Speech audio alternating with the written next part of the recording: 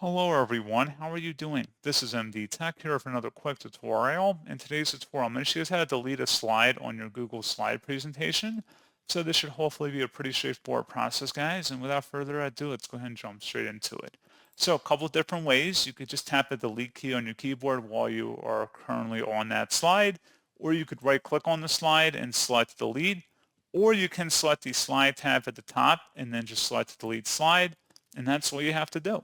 So pretty straightforward process, guys. And as always, thank you for watching. I do hope that was able to help you out, and I do look forward to catching you all in the next tutorial. Goodbye.